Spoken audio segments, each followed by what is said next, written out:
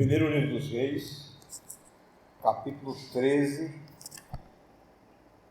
Nós deveríamos ler do versículo 1 até o 25, mas como é uma leitura longa e eu vou ter que fazê-la durante a exposição, então nós vamos ler apenas um versículo e depois vocês vão acompanhando durante a exposição. O versículo 18 diz assim: tornou-lhe ele: também sou profeta como tu, e um anjo me falou por ordem do Senhor, dizendo: faze-o voltar contigo à tua casa, para que coma pão e beba água. Porém, mentiu-lhe. Vamos orar, meus irmãos. Senhor nosso Deus, nós te agradecemos esta oportunidade que temos de expor a tua palavra. Pedimos, Senhor, neste instante, que nos concedas graça, sabedoria, discernimento da parte do Espírito Santo, para que possamos expor, Senhor, esta passagem que vamos ler. Esta passagem que está aqui diante de nós, Senhor, no capítulo 13 do primeiro livro de Reis.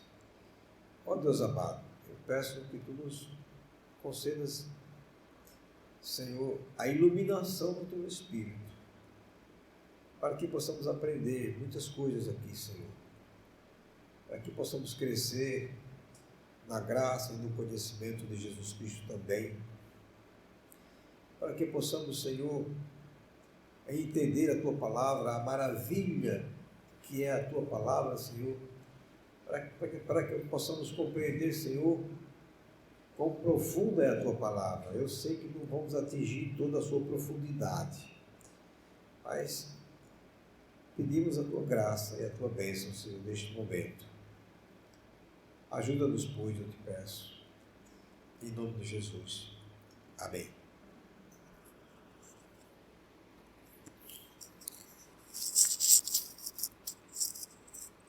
Meus irmãos, o texto é um texto longo, então por isso eu não fiz a leitura completa, então nós íamos perder mais tempo, mas como é um texto narrativo, e nós vamos ver o texto todo e vamos lendo aqui, então vocês vão acompanhando. Eu quero que vocês permaneçam com o texto aberto para que possam acompanhar. Mas antes, eu preciso situar vocês no contexto.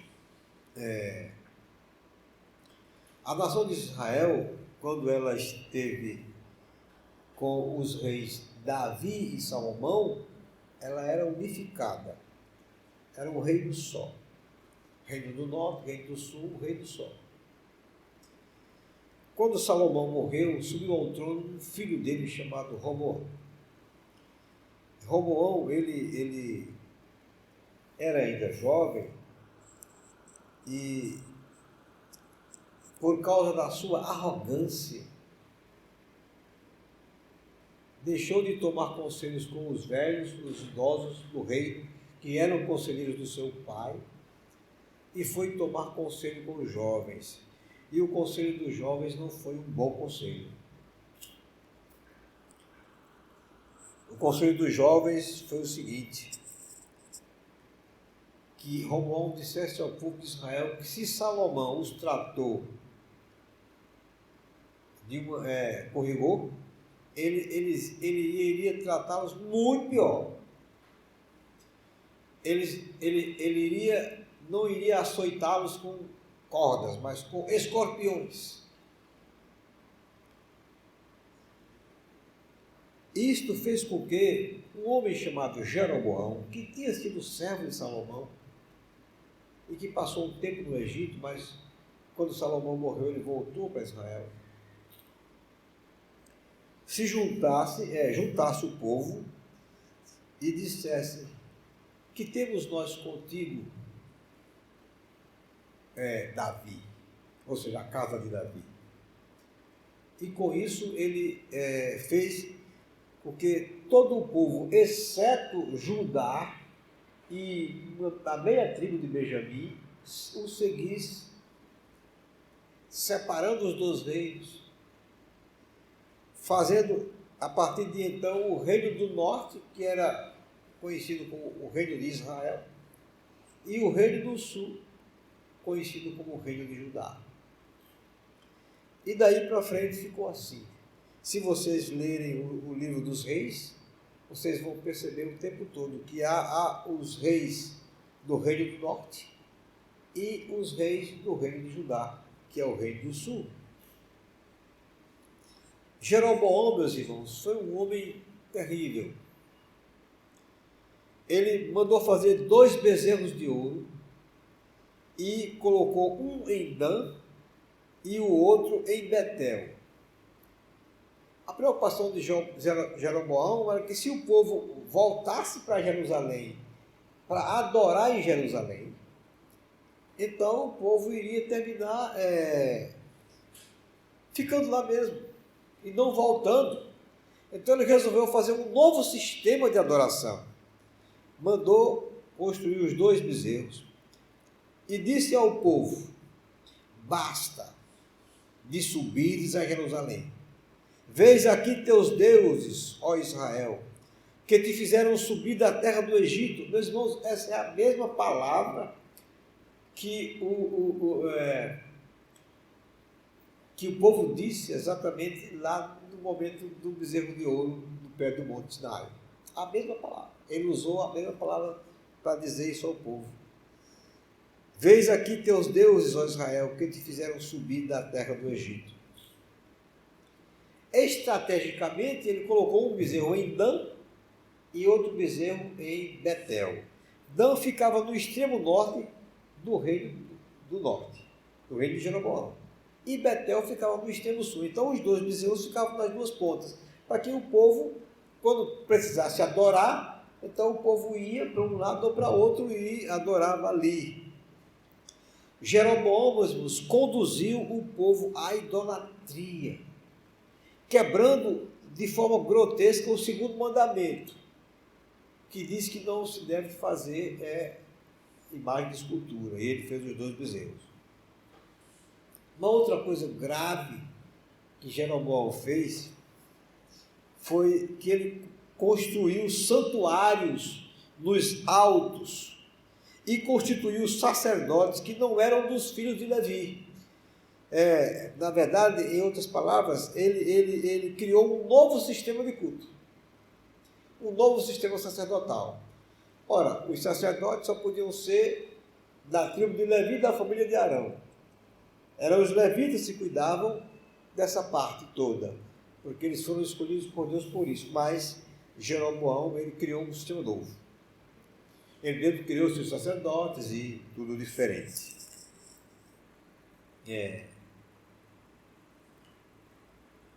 A Bíblia diz, meus irmãos, que isto se tornou em pecado. Realmente foi terrível como Jeroboão conduziu o povo de Israel à idolatria. Se vocês lerem o livro dos reis, vocês vão entender o que eu estou dizendo. Seria bom que lessem depois.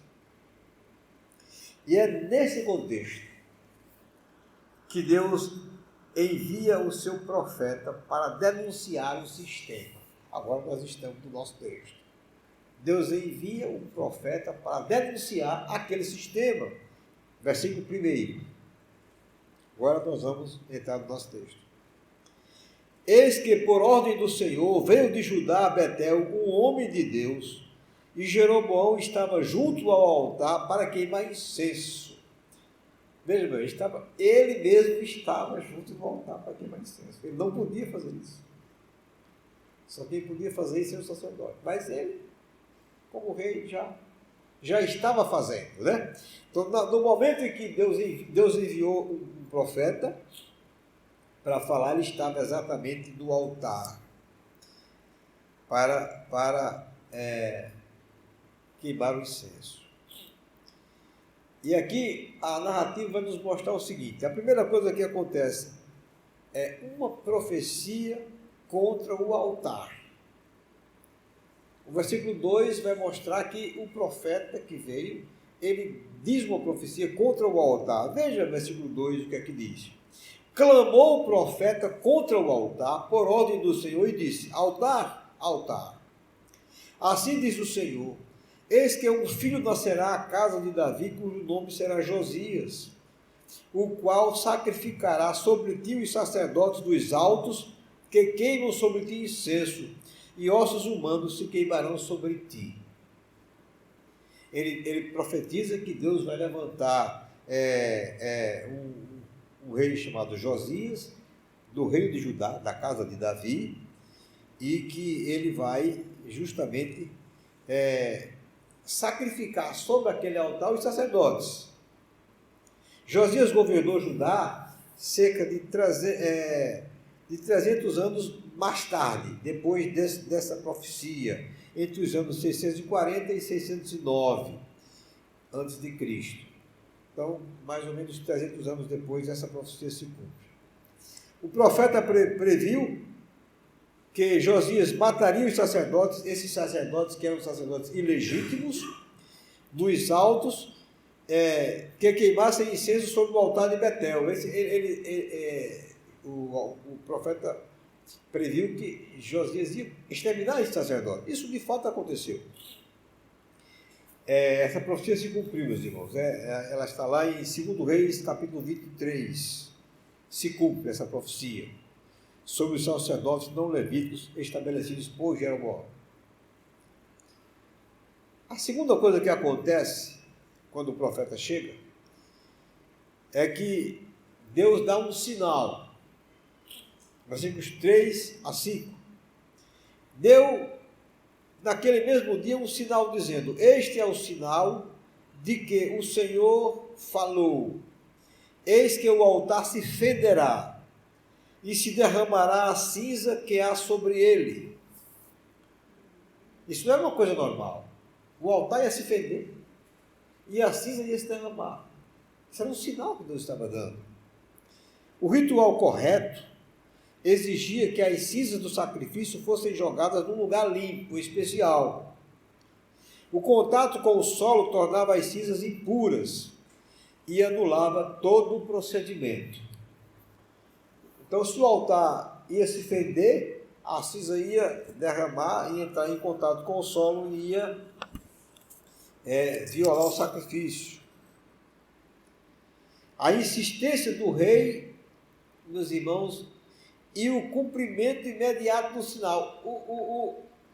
Mesmo diante dessa profecia e desse sinal, dessa profecia que ia acontecer isso, o rei insistiu em continuar fazendo aquilo que ele estava fazendo. Versículo 4.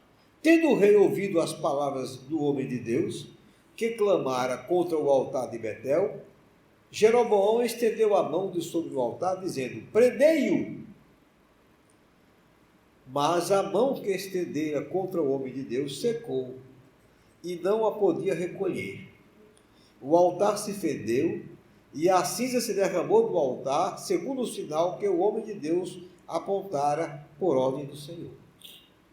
Então veja, mesmo diante dessa profecia, Jeroboão desconsiderou completamente a profecia que o Senhor tinha dito e continuou fazendo aquilo que ele não podia fazer, que era oferecer ali o incenso, e ainda mandou que o profeta fosse preso, mas a sua mão ficou, não pôde mais mover a mão. Então o que é que acontece? O rei vai e implora o favor do Senhor através da oração do profeta. Versículo 6. Então disse o rei ao homem de Deus: implora o favor do Senhor teu Deus e ora por mim, para que eu possa recolher a mão. Então o homem de Deus implorou o favor do Senhor, e a mão do rei se lhe recolheu e ficou como dantes. Meus irmãos, vejam, A gente não entende essas coisas, não é verdade? A gente não entende. Imediatamente ele pediu, o profeta orou e Deus atendeu. Nós não entendemos essas coisas. A gente acha que se fosse a gente, dizia, não, vai ficar do jeito que está e pronto, acabou, né? Mas não é assim que Deus age. Há uma coisa muito importante aqui. A cura do rei, feita pela oração do profeta, ela reafirma a autoridade do profeta. Ela reafirma, porque se até então parecia que o profeta não tinha autoridade, mas quando ele ora, Deus atende e cura o rei. Então essa cura reafirmou, autenticou, né? A autoridade do profeta. É importante que a gente entenda que esse pedido de Jeroboão não indica que ele se arrependeu, não, meus irmãos, de jeito nenhum. Isso não indica arrependimento, mas apenas que ele queria que a sua mão fosse curada, mas ele não se arrependeu. E Deus sabia disso. Mas fazia parte dos planos de Deus, porque é preciso que a gente depois tivesse que entender muito mais, do sentido muito mais amplo. Mas o fato de Jeroboão estar onde ele está porque Deus tinha dito através de um profeta que ele assumiria esse posto que ele está aqui. Ele reinaria sobre as tribos do norte. Então tudo isso fazia parte de um plano de Deus. Uma coisa interessante é que Jeroboão continua ainda sendo... A narrativa é muito bom de se ver, porque vai nos ensinando coisas. Jeroboão tenta aliciar o profeta. Versículo 7. Disse o rei ao homem de Deus: vem comigo à casa e fortalece-te, e eu te recompensarei. Ele tentou aliciar o profeta, né? Quer dizer, subornar o profeta. Com recompensas, né? Mas o profeta se manteve firme na sua posição e recusou. Versículo 8. Porém o homem de Deus disse ao rei: ainda que me desses metade da tua casa, não iria contigo, nem comeria pão, nem beberia água nesse lugar. Meus irmãos, se o homem de Deus aceitasse essas benesses do rei, isso significaria que ele estaria aprovando as políticas do rei, não é verdade? Mas ele se manteve firme e não aceitou.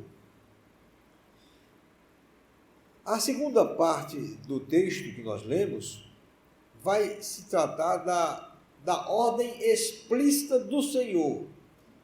O Senhor dá uma ordem explícita, que está no versículo 9.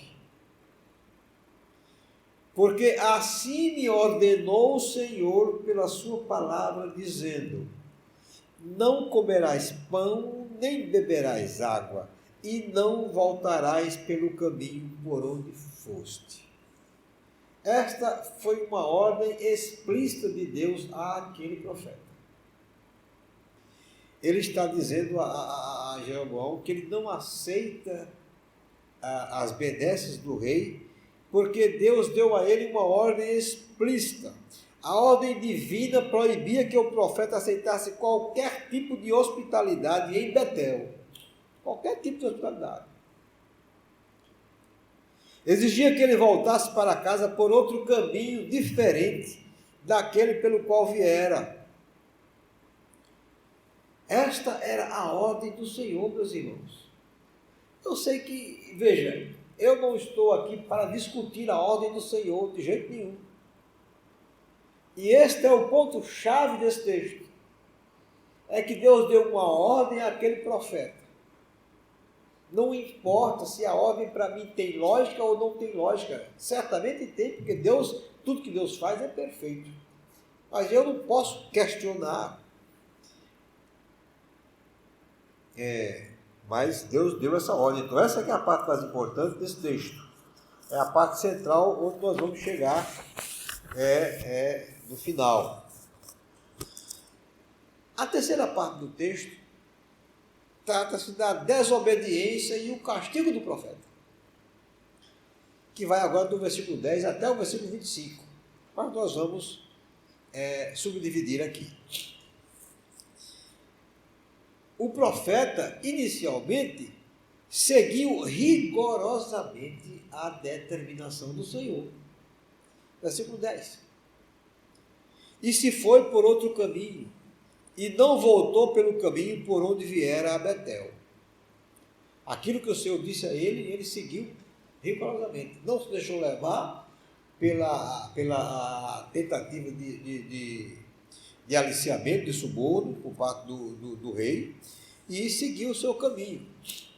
Mas aí, meus irmãos, surge um instrumento maligno. Um instrumento maligno. Versículos 12 a 14. Vamos ler aqui. Morava em Betel um profeta velho. Vieram seus filhos e lhe contaram tudo o que o homem de Deus fizera aquele dia em Betel. As palavras que dissera ao rei, contaram-nas a seu pai. Perguntou-lhes o pai, por que caminho se foi? Mostraram aos seus filhos o caminho por onde fora o homem de Deus que viera de Judá. Então disse a seus filhos, albardai-me um jumento.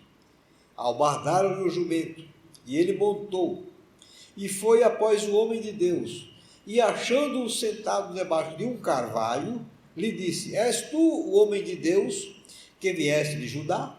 Ele respondeu, eu mesmo. Vejam que coisa. Habitava em Betel um profeta velho. Um profeta que já havia comprometido o seu ministério, né? Já não era um profeta usado por Deus, porque a partir do momento em que ele tinha permitido viver naquele sistema falso, né? de culto, sem se pronunciar contra ele, então ele já tinha comprometido completamente o seu ministério. Então era um profeta que tinha o seu ministério comprometido. Se ele fosse fiel ao Senhor, esse profeta, teria deixado Betel, né, provavelmente, e Israel, como muitos outros fizeram, mas ele permaneceu lá.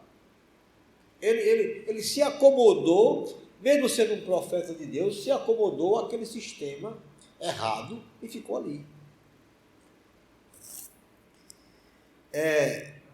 Quando eu digo que ele é um instrumento maligno, a gente vai entender por quê. Ele vai investir contra o profeta de Deus e vai encontrar resistência. Vejamos a investida dele, do versículo 15 ao 17. A primeira abordagem, versículo 15. Então lhe disse, vem comigo à casa e come pão. Aí o profeta recusa. E ele faz, repetindo justamente a mesma ordem do Senhor. Porém ele disse, não posso voltar contigo, nem entrarei contigo. Não comerei pão, nem beberei água contigo neste lugar, porque me foi dito pela palavra do Senhor, ali não comerás pão, nem beberás água, nem voltarás pelo caminho porque foste. Então ele repete para o profeta velho, que era um instrumento satânico, a mesma explicação que ele deu ao rei. Aí o profeta faz agora uma segunda abordagem, que está no versículo 18. Tornou-lhe ele, também eu sou profeta como tu, e um anjo me falou por ordem do Senhor, dizendo, faze-o voltar contigo à tua casa, para que coma pão e beba água. Foi o texto que eu li, foi? Só que o escritor colocou entre parênteses, porém mentiu-lhe. Está vendo que ele era um instrumento do diabo? Isso era mentira, isso não era verdade. Mas o diabo faz assim, ele reveste, né, de espiritualidade aquilo que ele quer, a forma como ele quer nos atingir. Olha, vejam, meus irmãos, que coisa, né? Ele era profeta também, e um anjo do Senhor falou, dizendo a ele que ele voltasse. ele revestiu a sua mentira de uma capa de espiritualidade. Uma mentira aceita facilmente, sem verificação. O profeta não procurou verificar. Um anjo me falou por ordem do Senhor. Sim, mas isso é suficiente? O texto não explica porque o profeta velho enganou o homem de Deus. Nós não sabemos. O texto não explica qual a razão que motivou a fazer isso. O texto não nos diz. E aí vem a parte C, né? Dentro do terceiro ponto, a desobediência e o castigo. Primeiro, a desobediência. Versículo 19. Então voltou ele e comeu pão em sua casa e bebeu água. Então o profeta voltou com o profeta velho e comeu pão, bebeu água na casa dele. Se deixou convencer, sem nenhuma verificação se aquilo que ele estava falando era de fato verdade. E aí, meus irmãos, vem a declaração da sentença. Está no versículo 20 a 22. Estando eles à mesa, agora sim, agora veio a palavra do Senhor ao profeta velho, o profeta que já tinha o seu ministério comprometido, que agora o Senhor vai usá-lo para declarar contra o seu profeta a sua sentença. Estando eles à mesa, veio a palavra do Senhor ao profeta que o tinha feito voltar, e clamou o homem de Deus que viera de Judá, dizendo: assim diz o Senhor, porquanto foste rebelde à palavra do Senhor, e não guardaste o mandamento que o Senhor teu Deus te mandara, antes voltaste e comeste pão e bebeste água no lugar de que te dissera: não comerás pão, nem beberás água, o teu cadáver não entrará no sepulcro de teus pais. Esta foi a declaração da sentença. Interessante, o Senhor usou o mesmo profeta mentiroso para punir um profeta rebelde. Mas não é muito parecido com o caso de Balaão, né? Que nós vemos hoje, que Deus usa Balaão, que é um falso profeta, para abençoar o seu povo. Meus irmãos, aquilo que eu disse, Deus usa quem Ele quer. E Ele usa para os fins que fazem parte do seu propósito, do seu plano. E depois, em seguida, vem a execução da sentença. Versículos 23 a 25. E assim a gente encerra a narrativa. Depois de o profeta, a quem fizera voltar, haver comido pão e bebido água, albardou para ele o jumento. Foi-se, pois, e o leão o encontrou no caminho e o matou. O seu cadáver estava atirado no caminho, e o jumento e o leão parados junto ao cadáver. Eis que os homens passaram e viram o corpo lançado no caminho, como também o leão parado junto ao corpo, e vieram e disseram na cidade onde o profeta velho habitava: não ser enterrado, meus irmãos, junto aos ossos dos pais, era considerado um castigo muito severo, era uma desgraça. E foi isso que aconteceu. A gente percebe aqui que Deus executou a sua sentença usando um leão, né? O leão executa a sentença de Deus e acontece uma coisa interessante. O jumento e o leão agiram de maneira contrária à sua natureza, para mostrar que foi também foram instrumentos de Deus, né? O jumento não correu, que era para ter corrido, né? Quando visse o leão. E o leão não comeu o homem nem atacou o jumento. Simplesmente matou o homem, deixou ali, ficou ali sempre esperando. Paradinho, os dois. O jumento e o leão. Isso demonstra claramente que foi uma ação de Deus, né? Foi a sentença de Deus cumprida na vida daquele homem. Meus irmãos, essa narrativa toda, ela nos traz uma lição básica, meus irmãos, que nós precisamos entender. A obediência à palavra de Deus, meus irmãos, ela é inegociável. inegociável, sob pena de sofrermos as consequências. Nós não podemos negociar as ordens de Deus, aquilo que Deus estabelece para nós. Nós fazemos hoje, muitas vezes isso, meus irmãos. Foi o que eu tentei falar no início aqui, quando falei a respeito do dia do Senhor. Porque nós temos a falsa impressão, a falsa ideia de que nós vivemos na era da graça.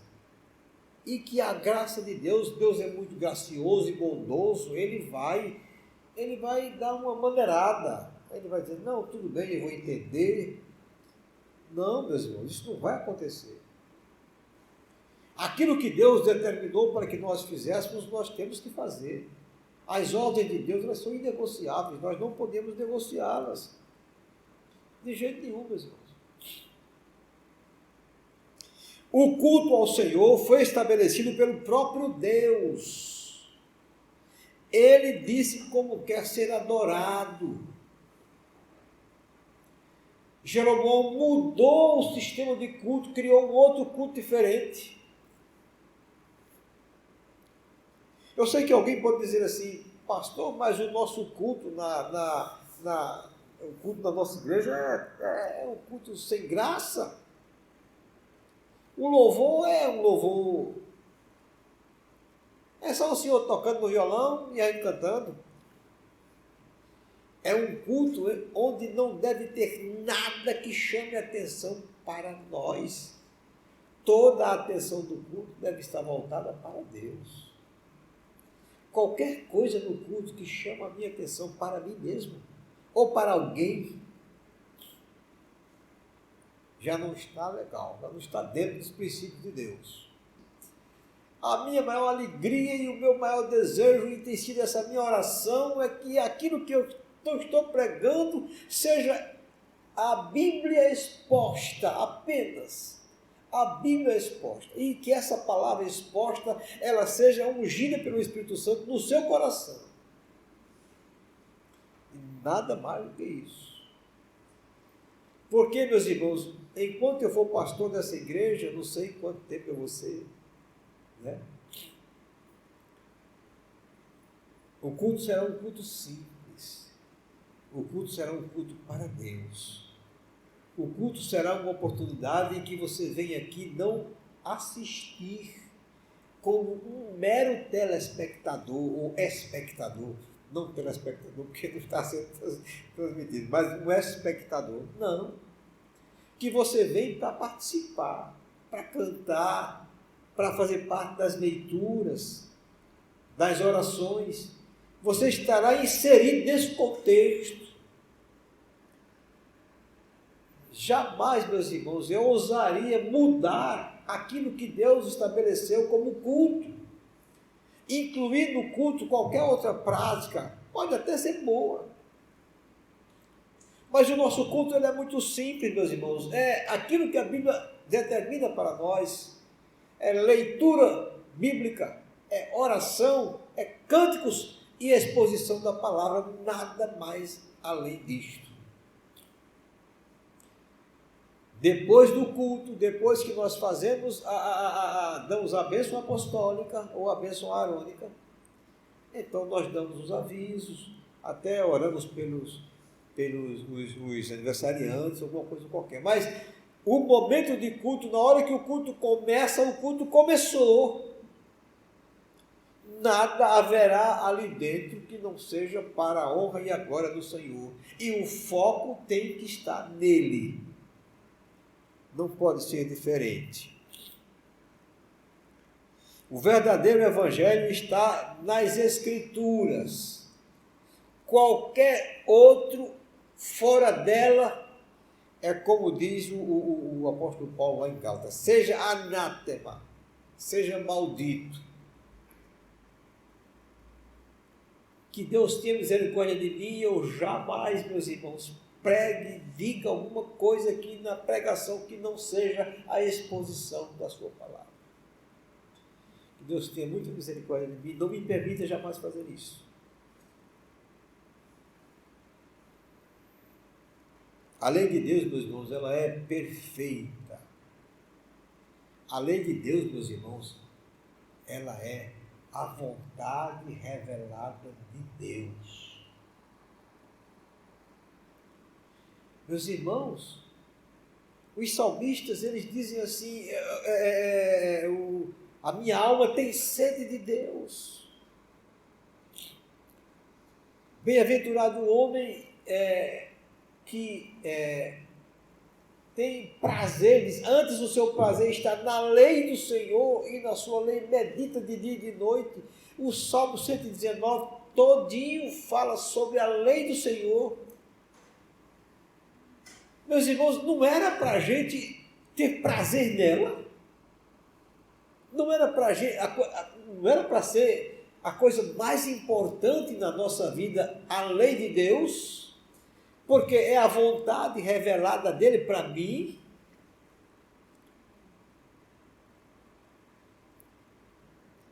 O que mais deveria me interessar era saber qual a vontade de Deus para eu fazê-la. Não é não? Mas nós sabemos. A lei de Deus é a vontade revelada dele. É ele dizendo para a gente exatamente aquilo que ele quer que a gente faça. E essa vontade dele, meus irmãos, que é a sua lei, ela é inegociável, nós não podemos negociá-la. Não tem não tem meias palavras, dos pesos e das medidas. Ela está exatamente escrita na palavra de Deus. Deus diz, olha, é isso que eu quero que vocês façam. Se vocês fizerem isso, isso me agrada. E às vezes nós não queremos fazer. Nós damos desculpas. Ou nós arranjamos outras saídas, outras soluções, para outros arranjos, para não fazermos exatamente a vontade de Deus. Esse texto, só para terminar, que nós lemos a passagem, essa narrativa, ela mostra um homem de Deus que recebeu uma ordem explícita de Deus, faça exatamente assim.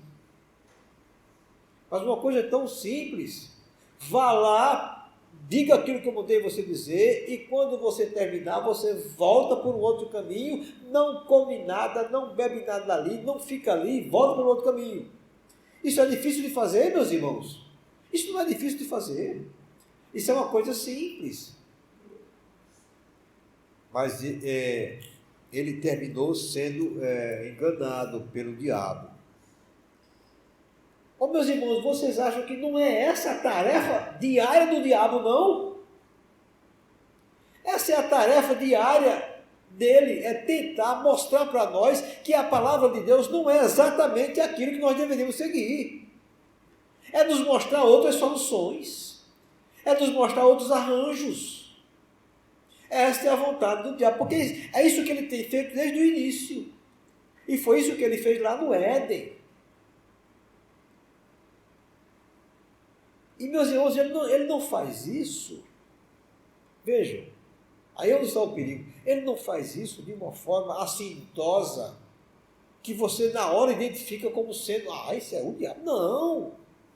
Ele faz isso travestido de anjo de luz, como diz a própria Bíblia. Ele reveste a sua armadilha de espiritualidade, como aconteceu aqui com o profeta, que quando ouviu a palavra dizer que um anjo veio a ele e lhe disse que o Senhor tinha dito, ele se deixou enganar e voltou e quebrou a ordem que o Senhor tinha dado. Meus irmãos, pensemos nisto, reflitamos sobre isto, porque se nós queremos o favor de Deus, se nós queremos as bênçãos de Deus, se nós queremos ter a presença de Deus em nós, então cumpramos a sua lei, andemos nos seus caminhos, façamos a sua vontade, que eu tenho certeza, não tem risco, o Senhor estará conosco. Amém?